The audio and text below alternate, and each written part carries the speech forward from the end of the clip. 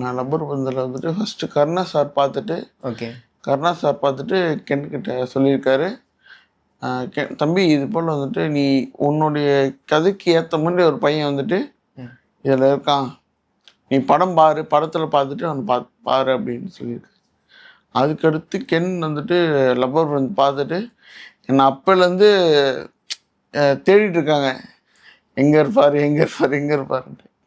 சடனாக வந்துட்டு நான் இப்போ வேற ஒரு ஷூட்டில் வந்துட்டு தாய்மணி சந்தோஷ் அண்ணா அவர் கூட வந்து ஒரு ரீல் ஒன்று நான் பண்ணியிருந்தேன். ஓகே. அந்த ரீலில் என் கூட தாய்மணி சந்தோஷ் அண்ணன் இருக்கிறத பார்த்துட்டு தாய்மணி சந்தோஷ் அண்ணனுக்கு ஃபோன் பண்ணி என் நம்பர் வாங்கி எனக்கு கால் பண்ணார். ஓகே. அப்படி தான் வந்துச்சு. அதுவும் வந்துட்டு ஒரு நைட்டு ஒரு 11 o'clock பக்கம் இருக்கும். நான் அது வேற ஒரு ஷூட் முடிச்சுட்டு நைட்டு ரூமில் போயிட்டு தூங்கிட்டு இருந்தோம். அந்த ஊரில் ரூமில் போயிட்டு தூங்கிட்டு இருந்தோம். நானும் இன்னொருத்தரும் தூங்கிட்டு இருந்தோம். எனக்கு ஒரு கால் வந்துச்சு. நைட்டு யாரா இந்த டைமில் கால் பண்ணுறதுன்னு அட்டன் பண்ணி சொல்லுங்கள் ப்ரோ நான் கென் பேசுகிறேன், கென் கருணாஸ் பேசுகிறேன்.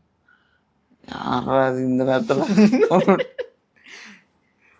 சொல்லுங்கள் ப்ரோ, இல்லைண்ணா என்னோட கதைக்கு உங்களை தான் இது பண்ணியிருக்கேன், உங்களை மைண்டில் வச்சு தான் இது பண்ணியிருக்கேன். உங்களை மைண்டில் வச்சு தான் அந்த கேரக்டர்? ஆமாம், என்ன உங்களை மைண்டில் வச்சு தான் வந்துட்டு அந்த கேரக்டர் பண்ணியிருக்கேன் அப்படின்னு சொல்லி கூப்பிட்டு ஓகே ப்ரோன்னு சொல்லிட்டு என் நம்பர் எப்படி ப்ரோன்னு கிடைச்சிக்கிட்டு தாய்மணி சந்தோஷம் தான் வந்துட்டு ஓகே அப்போ 100% ப்ராங்க் கால் தான்